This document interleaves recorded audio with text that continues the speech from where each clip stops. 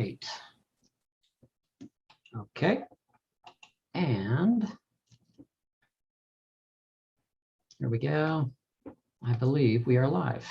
Yes, we are live. All right. Well, hey, good evening, everybody. This is Patrick Milliken from the Poison Pen Bookstore, and we're here with another virtual event this evening. And tonight we have best-selling author Marie Benedict. She's going to be discussing her brand new book, Her Hidden Genius. And Marie was kind enough to sign a bunch of them for us. And I'll go ahead and put a link in the comments field on YouTube and Facebook, should you wish to purchase one. And then I'll also be monitoring the comments and questions fields. So if you have questions for Marie, go ahead and put them in anytime throughout the hour, and Barbara will summon me back up towards the end of the hour. So Barbara, over to you.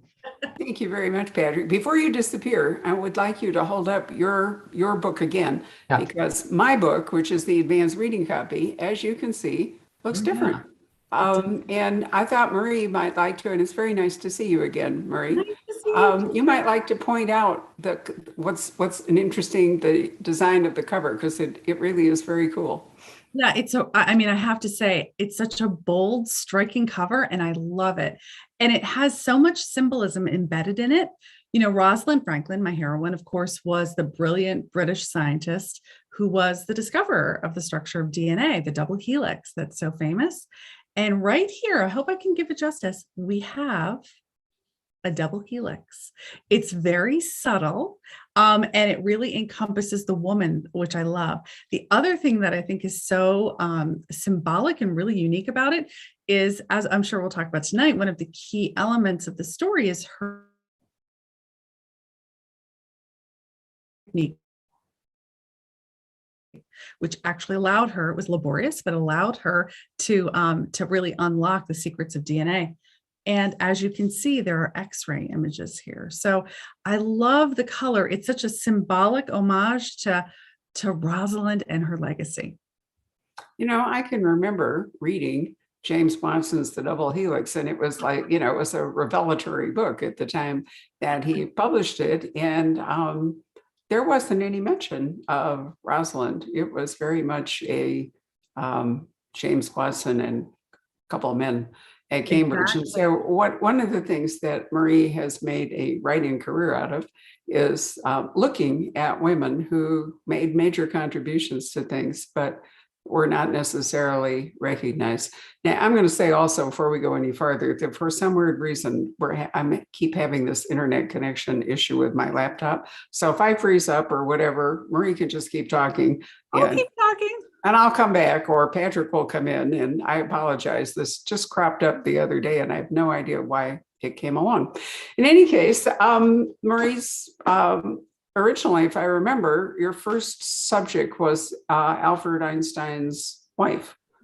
The other Einstein, that's right. So the first book in sort of this narratively, thematically connected series was the story of Albert Einstein's wife, who was a physicist in her own right.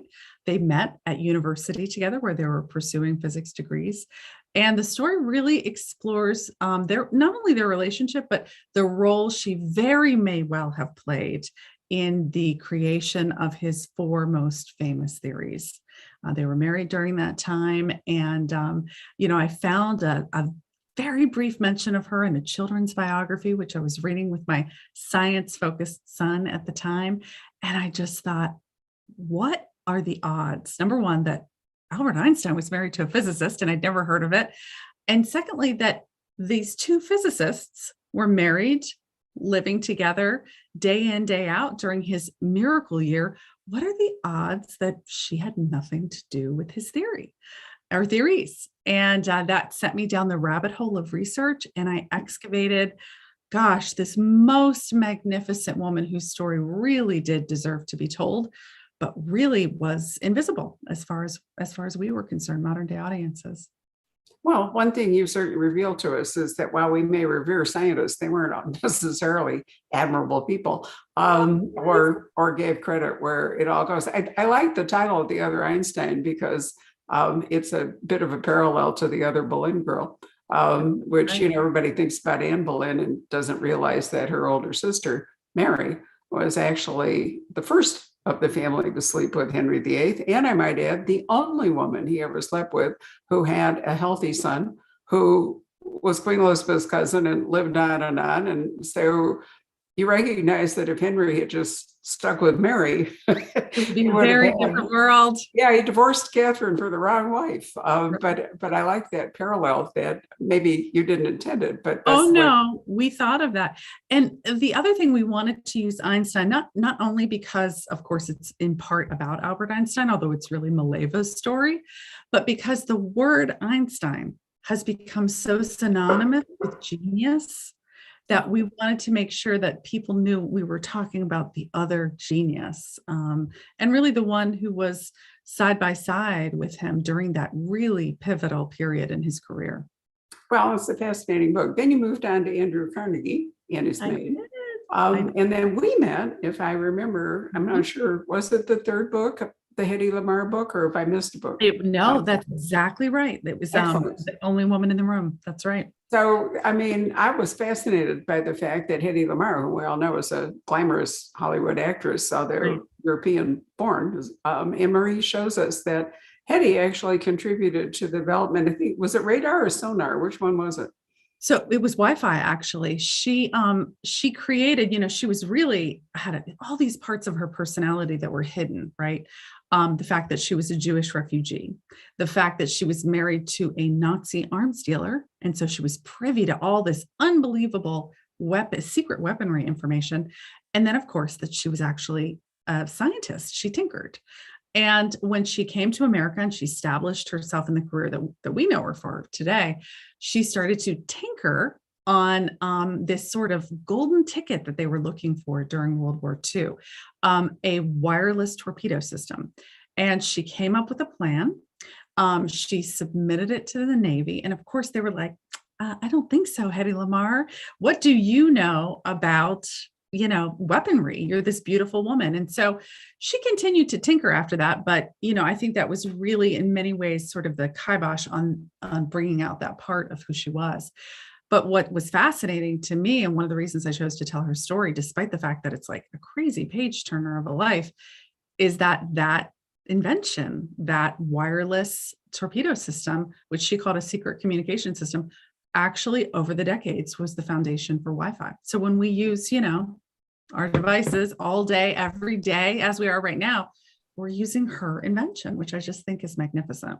It is magnificent. How I wish she were here to deal with my whatever it is problem. But in any case, you could see that book was a natural choice for the Brandeis Book and Author Luncheon, which raises money every year for Brandeis University, Jewish institution.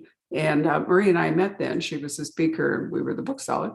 And but we didn't really get to talk. So this is a wonderful opportunity to carry on. Now, since then, you've written about Clementine Churchill, Winston's wife. And you did a book that I really loved, because I have spent an inordinate amount of time at the Morgan Library in New York, because I'm a librarian before I was a bookseller, except I was at the Library of Congress. But anybody worth their salt as a rare books and interested librarian is going to make pilgrimages to J.P. Morgan's library. And there's a film there that you can watch. I'm sure Marie has seen it, about Belle DaCosta Green, who is J.P. Morgan's handpicked rare books dealer. And, for somebody like Morgan, this came up the other night, Marie, and I'm trying to think, I know, I was talking to Eva Trusik, about her book, The Department of Rare Books and Special Collections, that institutional buying is very different than if you have somebody like J.P. Morgan or Henry Frick, or in fact, my husband's grandfather, Lessing Rosenwald, who, had their own money and were able to purchase without having to go through like committee approval and worry about budgets and all the rest. But because they were busy making money, which is how they could afford to do all this, they picked somebody to actually do acquisitions and all sorts of stuff. And Belle DaCosta Green was a really fascinating character. And you wrote that with another author, didn't you? I wrote that with Victoria Christopher Murray. So, I found Belle DaCosta Green not through a movie, although I have seen the movie. I actually came across her. I used to love to go to the Morgan Library. I was Barbara and I, we were both, you're a retired lawyer. I'm a recovering lawyer, right? I was a commercial litigator in New York City for way too long, but I used to kind of sneak out and go to the Morgan Library. It was really a refuge for me. And anyone who's never been there, it is, I think, one of the most beautiful libraries. It's so striking. And this was, it's been a long time since I stopped practicing. So this was probably 20 to 25 years ago. And I happened to come across a docent who mentioned Bell to me. She basically just said that, the collection wasn't built by JP Morgan alone. It was really, in many ways, organized, made cohesive, made into the world-class institution that it was by this woman, Belle Costa Green. And I kind of added her to this list of women I thought I'd maybe want to write about one day. And as the decades, sadly, progressed, more and more information came out about her. And not only was she, this remarkable tour de force, I mean, she was a celebrity. She was really super powerful in the art and rare books and library world during her lifetime. But she was actually Black, passing as white. This was at a time of segregation. And so she had this huge secret that she was hiding every day. And she came from this really incredible background. Her father was the first Black man to go to Harvard, and her mother's side of the family was this really well-educated group of free Blacks who had lived in Washington, D.C. for generations. And she had to turn her back on all of that to become who she became. So I felt that as a white woman, I definitely couldn't envision what it would be like to be a Black woman in the world. And so I knew I needed to find a partner. I wanted to. And I was so fortunate one day to read one of Victoria's books. And I thought, I wonder if Victoria's a Black woman. And the book I was reading was about this horrible this crisis of the shooting of young Black men in our country. But she told the story from the perspective of the women, which of course is what I do. And I've reached out to her and we just connected instantly. And it's really been a really magnificent experience for me as a person too. I've learned such a tremendous amount, but bringing Belle Costa to the world has been, it's just really been a gift as well. Oh, she's certainly somebody that deserved it for all kinds of reasons. And JP Morgan did not live that long after they formed their alliance. And so she had to overcome objections from his heirs and so forth to continue in her role. I've often speculated, Marie, that Lessing Rosenwald moved Sears and Roebuck's headquarters from Chicago to Philadelphia, where he had a beautiful home in a place called Alberthorpe, which is now a community center, but was his estate, because his rare book buyer, I think his name was Henry Rosenthal. I'm not 100% sure, but I think that's the man's name. Anyway, he was located in Philadelphia. And, I realized that that might not be true. There may be many other reasons, but since you have experienced the grip of bibliolepsy or bibliophilia, or whatever you want to call it, I don't think that my hunch there is 100% wrong. Oh, it sounds right. I mean, that relationship between, the patron, the person who's forming this collection, and that librarian or curator, whatever. I mean, Belle was called a librarian, but she was really like a curator and negotiator. She filled so many roles. You find that person. Absolutely. I could see that being a reason for a relocation. You can't really discount collector mania. There's a new word that it's actually a title of a new well-reviewed book from Soho Press called bibliolepsy, in which books and sex are intertwined in the Philippines. So, there we go. But I do think bibliophilia is something that we know. And, you see it in other, one of the things I love about the Morgan Library, for example, is he collected musical manuscripts. And you can go there and you can gaze upon Mozart and remind yourself that Mozart, the most astonishing thing about Wolfgang Amadeus Mozart, in my opinion, was that he was a one draft composer. Yes. You just didn't see that. But it just came right out of him, down on the page. No annotations, no revisions, no whatever, just immaculate. And it's thanks to somebody like Morgan that some of those manuscripts survive and support that theory. But anyway, we're now moving I on. agree with We're you. going to finally get to this book. You'll be so glad to know that. Ah, love this talking about, preparation. I feel like I'm on such a mission with my work that I love talking about all the women that I've written about, but I'm very happy to talk about Belle DeCosta, great Rosalind Franklin, who was I agree with you. I think she's completely fascinating. And, you know, there were some rumors after the Double Helix came out, unsubstantiated rumors, that there had been a woman or other scientists involved that didn't get, I think it was Crick, isn't it, Watson and Crick, that didn't get really credit. But I'm really glad that you brought her story forward. And, you know, there's an author named Gillian Cantor who wrote a really interesting book last year about Marie Curie.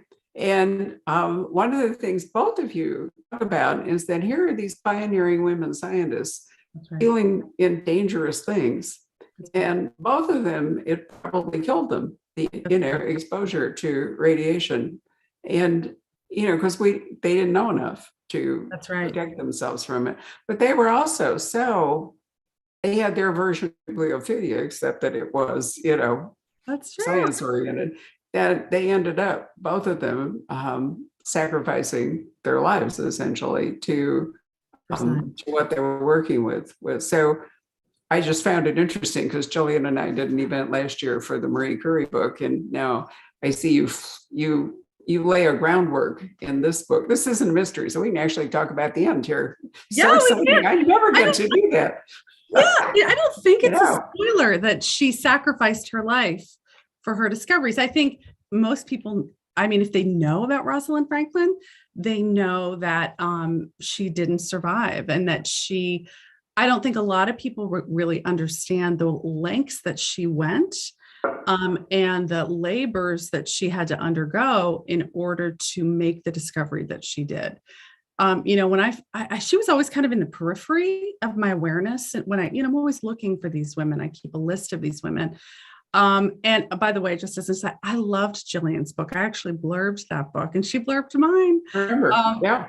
And I thought her look at the possibilities for Marie Curie's life were so insightful. That was such a striking, lovely book. The alternative life that she created, you know, if instead she had chosen this would have been her life, was, I thought, a really fascinating way. Really fascinating. And what she didn't play out, which sometimes I think about in this book, is that other what if. What would have happened to all of us if Marie Curie hadn't have done what she did, right?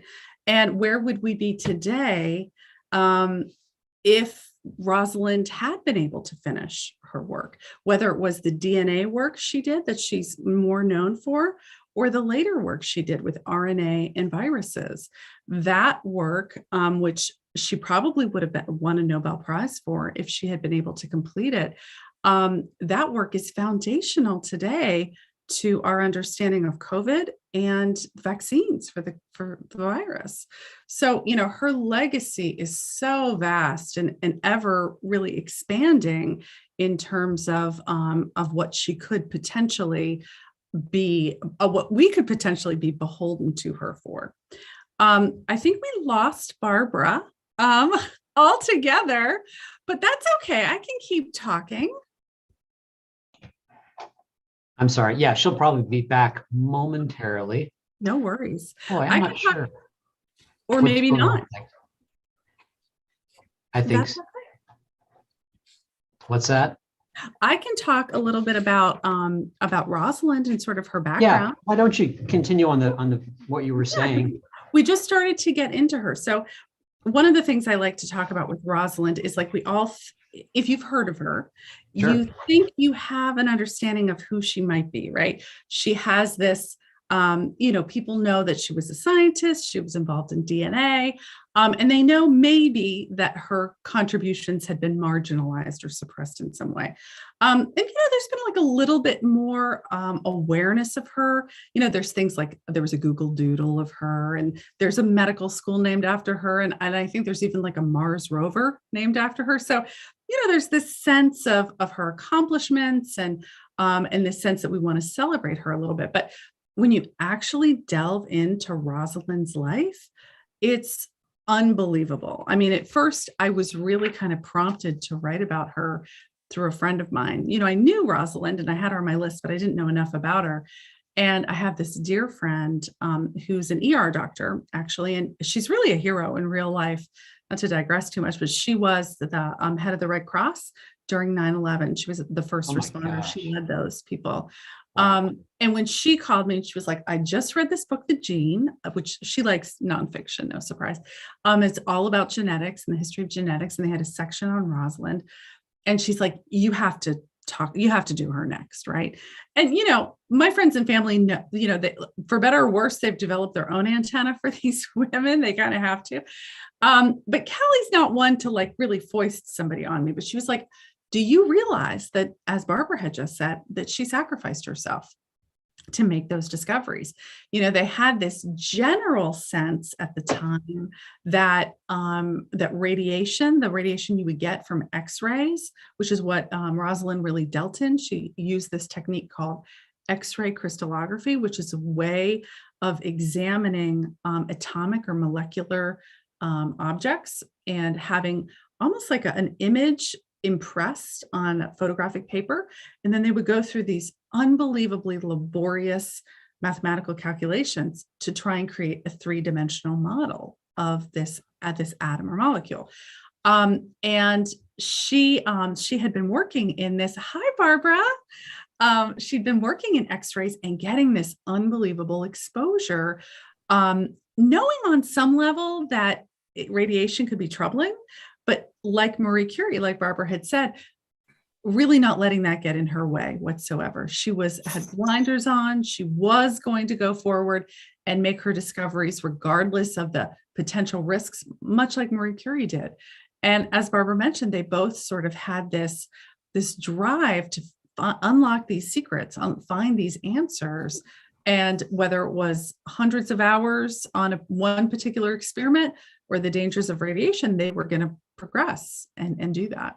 Have you seen the film Radium Girls? You know, based on the book? But I read a book. I did an event with Kate Moore, who wrote a book called The Radium Girls, and I think it's about the same story. Yeah. Who painted those the dials? Was that what it was?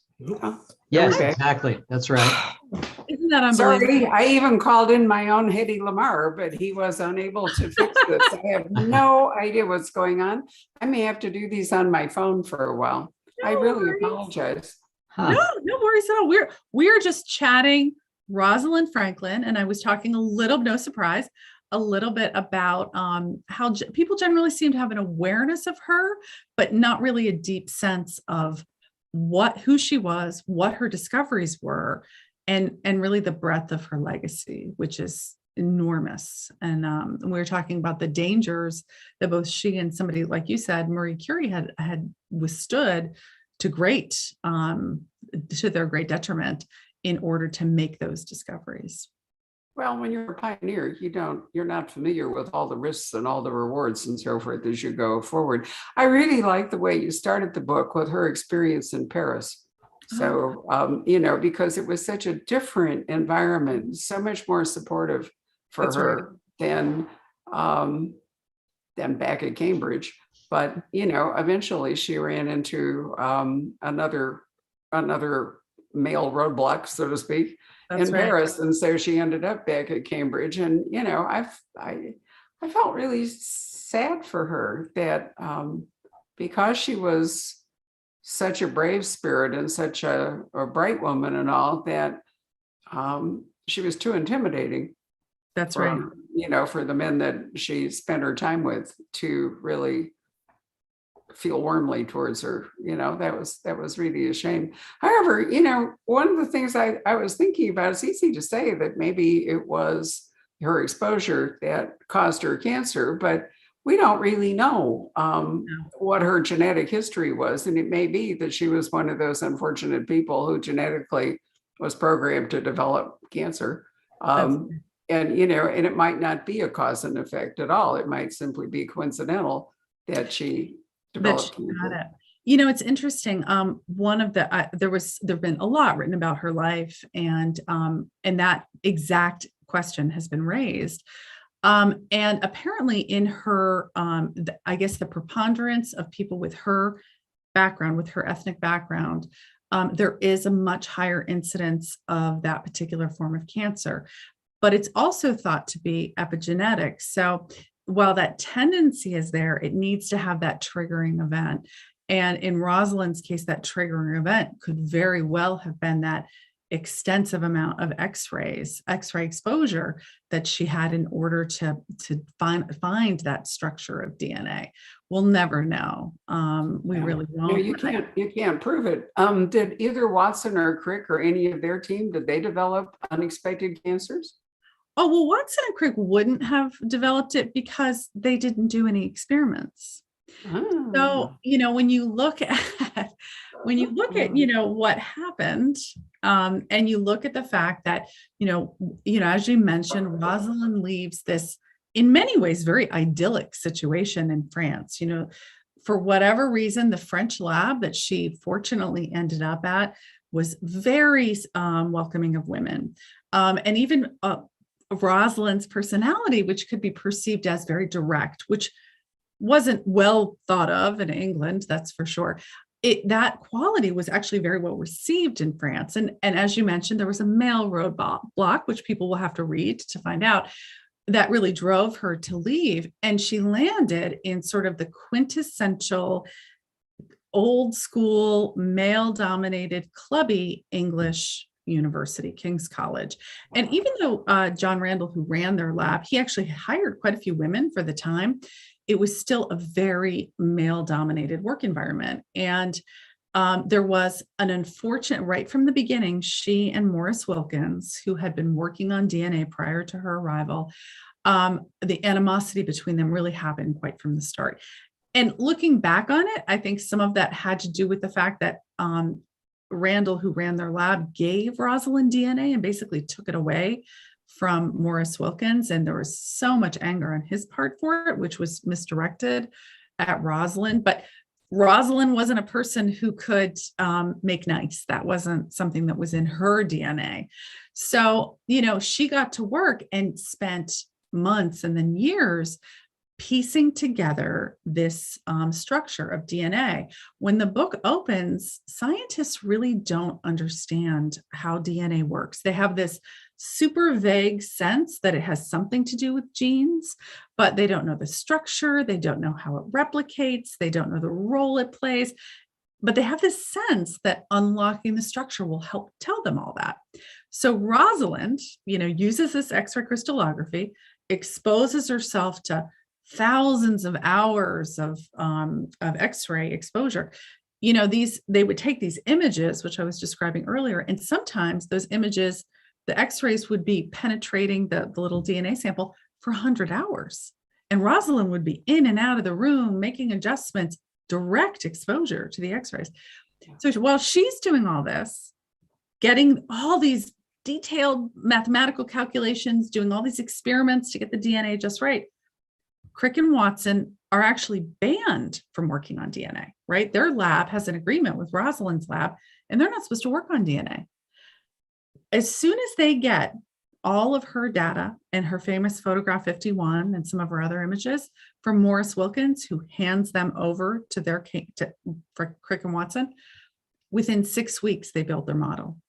So they never did any of the work. They never did the X-ray crystallography. They never did the mathematical calculations. So those guys, there was no chance they were going to be dying of X-ray exposure. They got all the work and then just built the model. They took it like just that little bit down the finish line. So this all goes on post-World War II, right? It's 1947 in post-war Paris where she's there. And actually anybody who could leave post-war England where they still didn't have enough anything, soap, let alone food, was, honestly, Robert Harris wrote a really brilliant book about Bletchley. I can't remember what he called it. I don't think it was yeah. called Bletchley, but do you remember? I mean, Yeah. everything in that book was great. And it was the most powerful picture, I thought, of post, World War II and post-war England, when not only, I mean, that's why people my age have terrible teeth, because they didn't have access to Enigma. Thank you, Patrick. Patrick Oh, that's right. used to be not remembering book titles. But I mean, they didn't have enough vitamin D, enough calcium, they tended to have terrible teeth.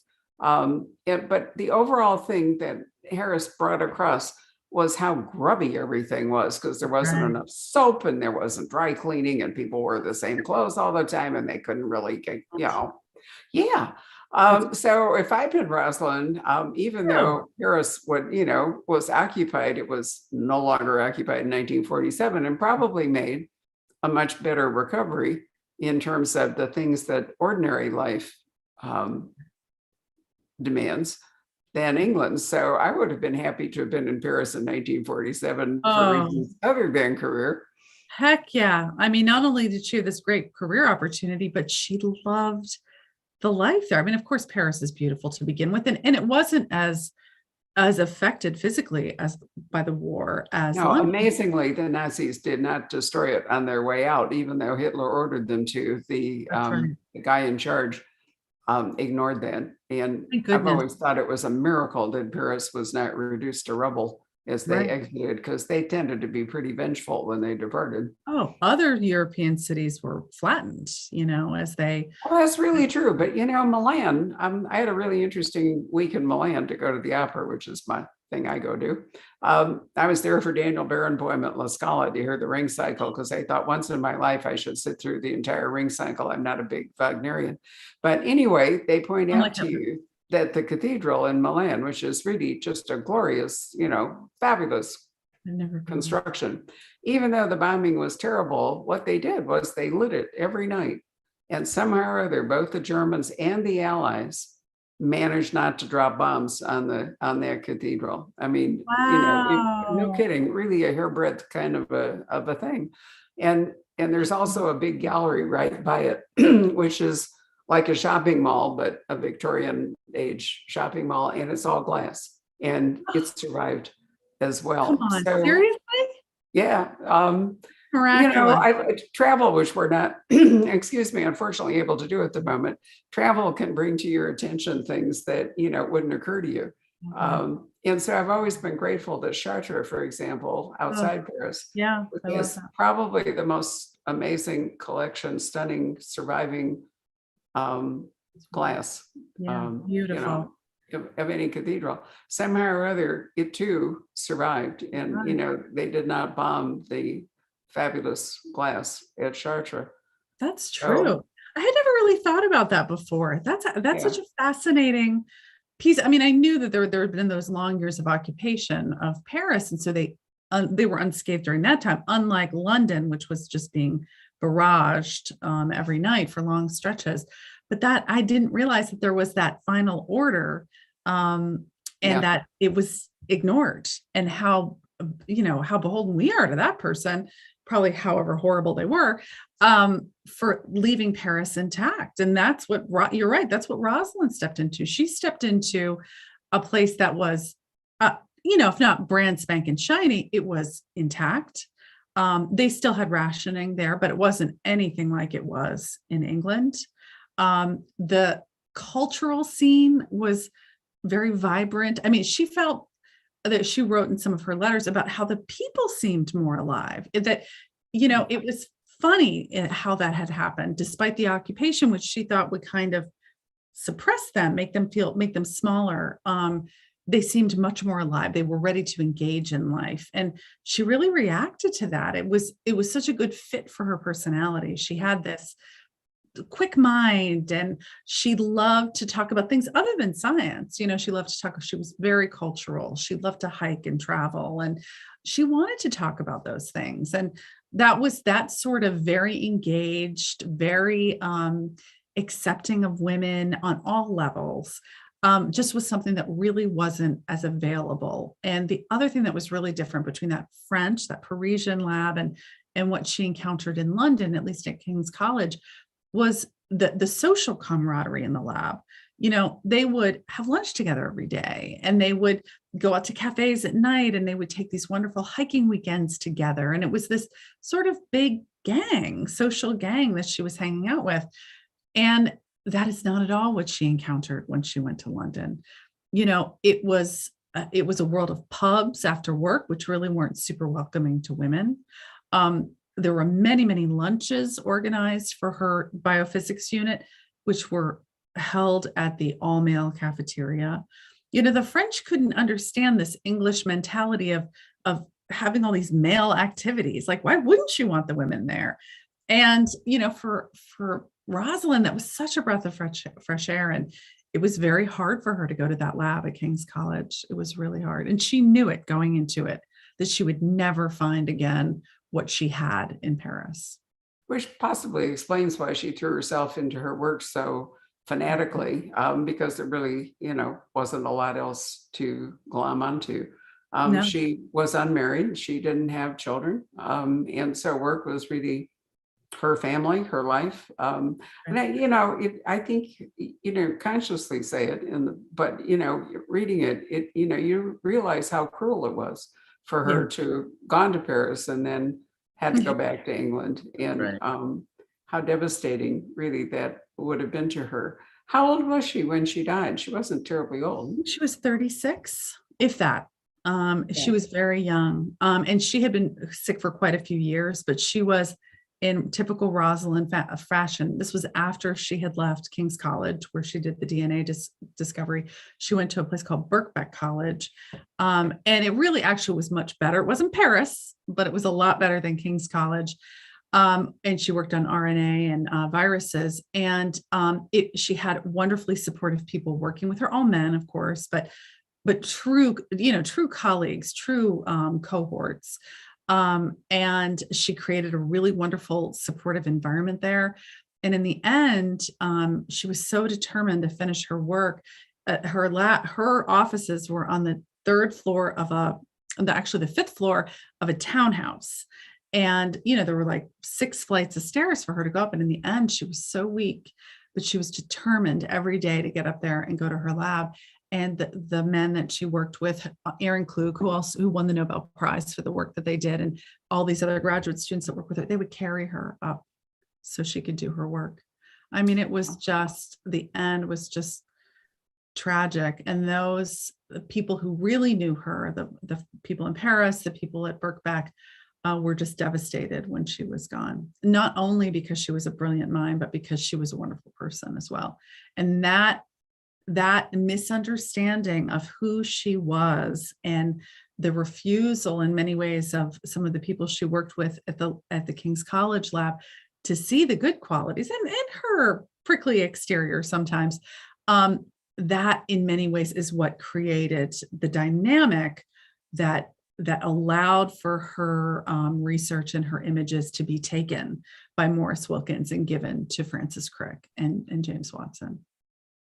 I'm glad you're there to correct the record. I think fictionalized lives, there often are better insights that you can have into a person's life than if you try to do a true biography, really sticking to the facts.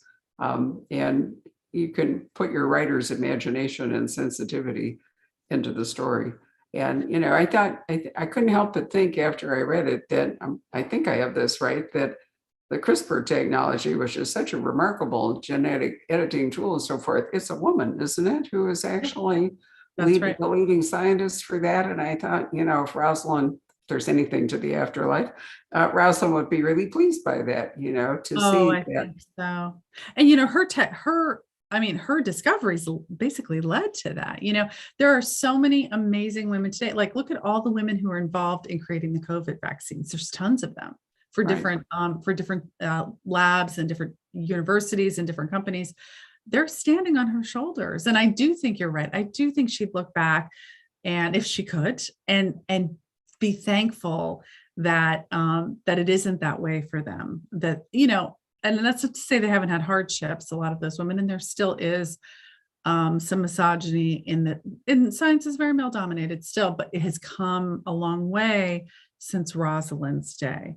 And I think that would delight her to see that. I really do. I'm sure it would. I'm sure that the story, I can't remember that said the women, it was a wonderful movie that worked on NASA, Oh, and Hidden Figures. yes, thank you. I There was love that another movie. woman combining, well, I mean, she wasn't passing for white, she was black, and that was it all the way through. But Yeah. their contributions that she and those other women made to the space program, I love the fact that that's come out. So Marie, who are you looking at next now that you really got your teeth into this, whole sort of thing? I love it. Well, my next book that comes out next January is called The Midford Affair. And it delves into, I see the look on I'm your a face. walking encyclopedia of the Mitford. I'm sorry. Are you? Should never have said that. I have actually had tea with the Duchess before No she way. died in the state of Chatsworth. No way. How did I really not know have. that? Yep. So, and there was a wonderful, I'm trying to remember, wasn't it PBS did a wonderful Recently. about the Reedsdales and, their various books. I mean, six sisters who just astonishing. Are you focusing on all of them or only one? I'm focusing on 3. I mean, as you know, for people who don't know, they were like the it girls of the 20s and 30s, but they were so much more than that. I mean, each one was more beautiful and unique and eccentric than the next. Can I guess which 3? I'm sorry? Can I guess which 3? Oh yeah, go ahead. Who do you think? All right. I think Diana, because of her marriage to Mosley and so forth, would have been interesting.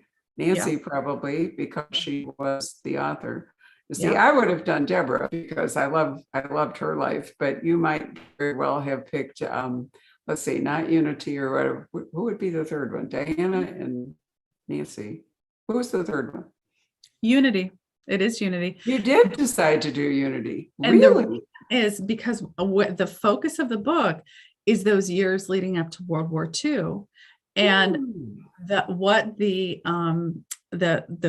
declassified MI5 documents showed was a lot of what Unity, who, for people who don't know, became, for lack of a better word, the companion of Hitler. I mean, they were, there's been a lot of rumors of other types of relationships, but at a minimum, she was very close to Hitler, a vehement Nazi. And Diana, of course, was married to Oswald Mosley, who was the head of the British Society of Fascists. And they were working together, primarily Diana with Hitler. But Diana and Hitler had their own relationship, and they were funneling money.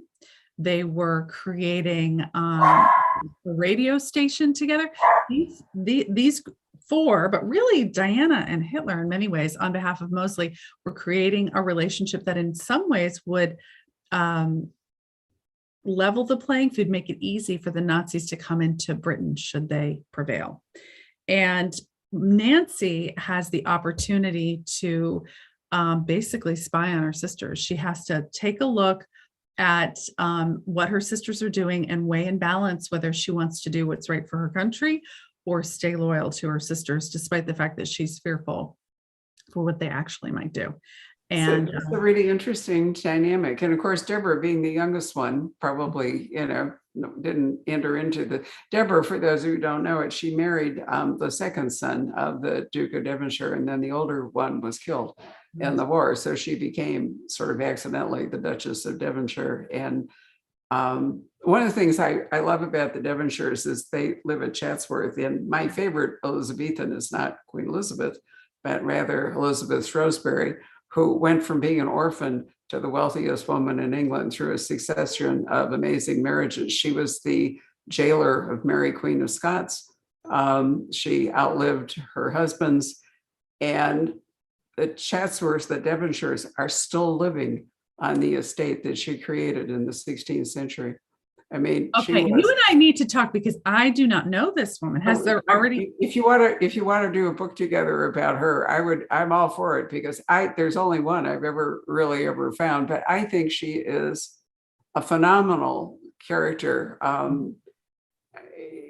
her grasp of finance and, so forth is amazing. But anyway, the Chatsworth, which is a fabulous estate, is still there. But what Deborah did was that she turned it because the death duties when her husband's father, the Duke, died, and then also the Duke, her husband, were so crushing that they had to make decisions about selling property or how to run it. So she turned it into a money machine. She created a whole food thing, gardening, and sold it through the shop at the estate. She, opened it to the public. She stayed at her, she and the Duke each opened a hotel on the property, and I stayed at her hotel, but other people have stayed at his hotel. Wow. Anyway, she is a throwback. She, with no real training for it, a throwback to Elizabeth Shrewsbury in the sense that she understood estate management and financing. She only died very recently. Very recently. Yeah. I remember reading a piece on her not that long ago. And just thinking about, and this was before I started writing the book, about how she was the last living Midford. Yep. And in many ways, she was like the penultimate one. She really came into her own when all these other sisters really took on so many different sorts of personalities. And I mean, we could go on and on all day about that, but Jessica Mitford, the communist, who came to America. I mean, everything was going on. Like basically the whole 20th century was embodied in that family. It was and cool. Lord Redesdale. I mean, it was, the Redesdale is their actual family or title, and they had one son, and he tragically died in the war. Yeah. So, it was a real family tragedy. But their upbringing was entirely unconventional. And, totally. Probably a kind of, but it is interesting that we had a communist, we had the fascist, we have two writers, we have so much embodied in those six sisters. And one of them, I'm trying to remember which one she is, because she's the one you never hear about, lived very quietly in the country. That's Pamela. She actually, but she herself was, during the war, she was also a fascist. Her first husband did her. And he had money. I can't remember. I don't know if he was titled or not. He was a physicist. I don't think so. And then when they divorced, and she actually she was like a horsewoman, very much into country life. She actually had a female partner for many decades, which of course was like scandalous at the time. But so she kind of had her own thing going on. But Duchess of Deborah was the one who really embodied that like quintessential, what we think of as, aristocratic English life. Right. Such a contrast. Well, when this book comes out, we're definitely going to have to. I can't wait. We could rip right into it. I will dig out. I'm looking over there at a biography of Deborah, or maybe it's her autobiography, which I love. Anyway, let's call Patrick up in case one, I flip out, but two, we might actually have questions again. I would love it. There he is. Hi. Let's see here. What do we got? Yeah. Okay. There's some really good comments as well. Cheryl says, it's so sad that these women risk their lives for humanity and have become very marginalized in history. Amen. I agree. Yeah. That's what drives me. Really, it drives my mission. Yeah. Let's see here. Questions. I put a net out. Margie says, this is fascinating, this discussion of your next book. And Barbara, I want to travel with you. Me too. I want to travel with Barbara. I can't wait till everything. When we do our Elizabeth Shrewsbury book, I know where we're going. Right. Absolutely. Yeah. You bet. Original research right there on Chatsworth. You bet. And if the same chef is there, here's another great story. So I've been at this hotel where I've had tea with the Duchess for several days. And it has a relatively intimate dining room, but in British hotels, breakfast is part of the deal. So on my third morning there, as I'm sitting there ordering my blood sausage, whenever this figure looms up beside me. So I look up because he's huge and he's wearing a big white toque and he's got on the white apron and the whole bit. And he smiled at me and he said, "Do you have dinner plans?" And I said, No, I'm Not traveling anymore. by myself. And he said, I'd like to invite you to eat in the kitchen, and I will cook a special dinner for you. And I was dumbfounded. I looked, I said, why? You know, I mean, I'd love to, that'd be wonderful, but why are you asking? And he said, I've been watching what you're ordering. He said, you're the only American here who's ever ordered the blood sausage. So I feel like I can cook for you. And he did. And he made me like wood pigeon and all the, I mean, you know, whatever. But the real magic of dessert in England is that everything comes with cream. I mean, everything gets custard or cream. And he taught me that there is such a thing as a dessert sampler that you can order in good English restaurants. And what they do is they'll take like a big wide dish, and then they will give you little bits of all the desserts so that That's you know, what I would want. no kidding. It was wonderful. I did this in Woodstock, and when I went to visit Blenheim Castle, and I taught them at the, trying to remember the name of the famous inn in Woodstock. We did the same. But anyway, the thing that's so ironic is you have this basin and you've got all these gorgeous desserts, you know, little bites ringed around it in the whole bit, and then they pick up a jug of cream or custard and they go, and it all kind of dissolves into one, you know, enormous mass. Right. But probably a delicious mushy mass. I'm guessing. It's wonderful. But I will never, ever forget. I had my own table in the kitchen and they set it beautifully. And I'm kind of over here in a corner. And I think it was like 11 different courses. And of course, it was all little bitty because, you know, I'm kind of little bitty. But it was just a magical When was this, experience. Barbara? I've never forgotten it. What? When was this? When was it? 1980. When was it? 1986. Oh, okay. So this is pre-Rob? It was. I went to England in my transition from my life in law and living in the South, where I actually never belonged, to Arizona, which was the result of a medical incident I won't even go into. I took off for 5 months and I went to England. It was the first time in my life I had ever been on my own, done everything on my own. It was before cell phones, and also my family didn't even know where I was most of the time. I rented a car. I should have bought one. I was too stupid to figure that out. And I spent 5 months just going around England doing all these wonderful things. And that sounds amazing. I definitely want to travel with you. Oh my gosh. How dreamy does that sound? It was great. And Patrick is right. My husband is the sort of traveler who, before we leave home, has already made reservations at every Michelin restaurant he can find. So I'm Yep, he did. First time we went to France together, he faxed ahead to Trois Gros outside of Lyon because it, you know, made lunch reservations. And to Rob, that was sort of normal trip planning. Is first you figured out where you wanted to eat, and then you worked out the whole itinerary around it. How fabulous is that? Oh my gosh. He's fun to travel with. He's like a human dowser for restaurants. This must be hard for you not traveling, you know? It is.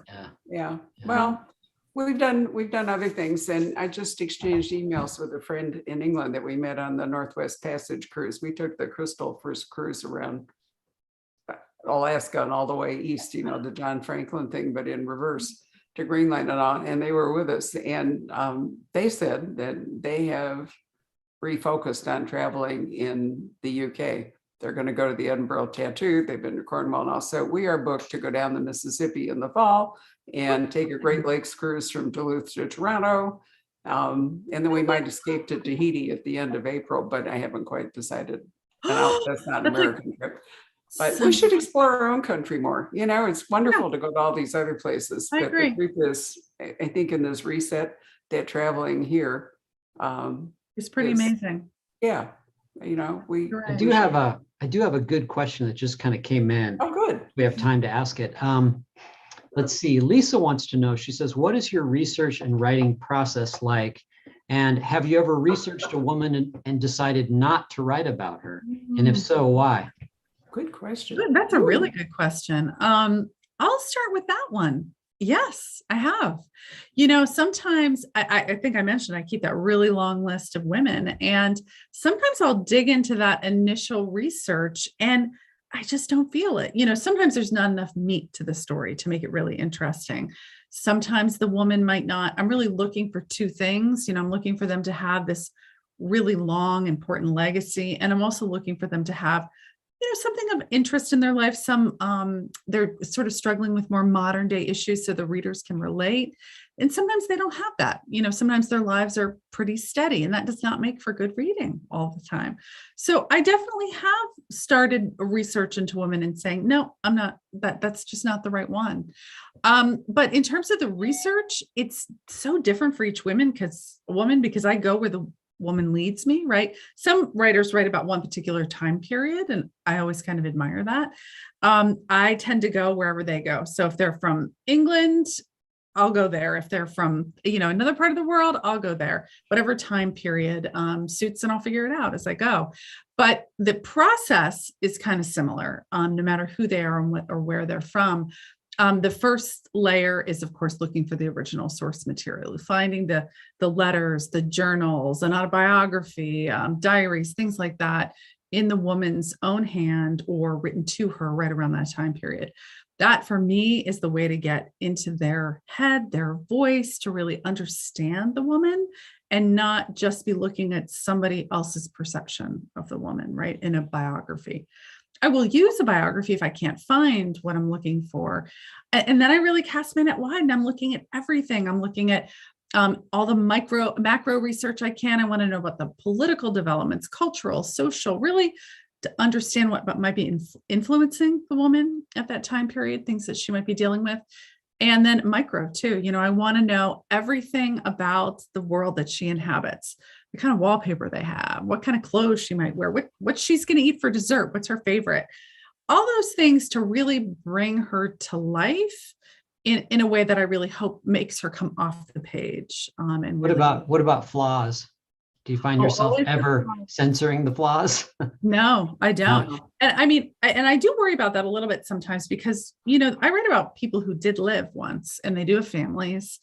And these books really are my way of honoring the woman, but I'm not gonna, gloss over the flaws. The flaws very often are what make us extraordinary, which make us different. Sometimes it's the very flaw that, for example, with Rosalind Franklin, that prickly exterior that was in part, not that it was her fault, but in part is what caused that acrimonious situation at King's College and led to some of the things that happened. I don't fault her for that. I think that was a function of her time period, but that flaw is hugely important into what happened in the story. And sometimes having a flaw that you have to overcome and deal with, strengthens the character, makes the woman go in a particular direction in their lives. You can't gloss over those. Now, do I, lift up every rock and tell about every nasty thing that's underneath it? No, I might pick and choose. There might be some things that I leave out, but not if it's important to the story. I won't do that. And I have to say, to date, I have spoken with almost every single one of my books, including this one I just today I've talked to Rosalind's nephew, and I'm going to have a conversation next week with her niece. To my great delight, all the family members who I have been in contact with have been delighted. Even if it's not always a perfectly flattering portrait, they recognize that it's my way of really giving their relative a second life, right? A life that they were deprived of when they were actually alive. So, and that means a lot to me. It really does. Sounds like a great note to end on. It really does. I would ask you, why is it that science, because you have skewed more towards women in science than in any other field, what is it about science that's so interesting to you? It's kind of crazy that I have, because up until recently, I was the opposite of a science. I fled from science. Oh, well, me too. That's why I asked. Yeah. I think two things. First, I think I started to think differently about science because, as I mentioned, I have a son who, when he was in 5th grade, decided he wanted to be a physicist, taught himself physics, and that has never wavered. And the lens through which he looks at the world is the lens of science. And he has given me a completely different appreciation for science. It has become interesting to me. It has become, one of those crucial life questions that really runs through everything. And I think the other thing that draws me to these scientists is, I'm really interested in women who have left behind a really tangible legacy. That is very easy to see in science, right? It's harder sometimes in other disciplines to see the tangible importance of the legacy. With science, with Mileva, she helped create the theory of relativity. With Hedy Lamarr, she helped create Wi-Fi. With Rosalind Franklin, she basically discovered the structure of DNA. So you can see those very tangible contributions, and you can play out across time exactly how important they are. And so that to me it's very tempting to tell those stories.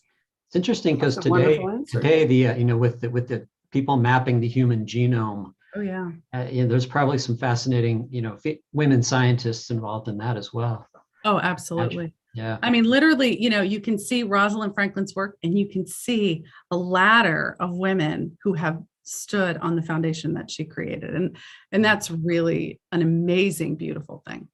It's funny. My wife was a physics major, Oh! and when she went to ASU and got her degree in physics, there was just like one or two women.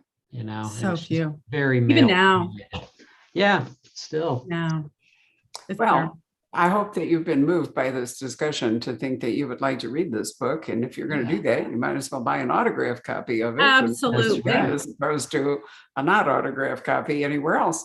So we definitely want to encourage you to do that. We still have some. Marie kindly signed them and they shipped in. So don't waste any time in getting one.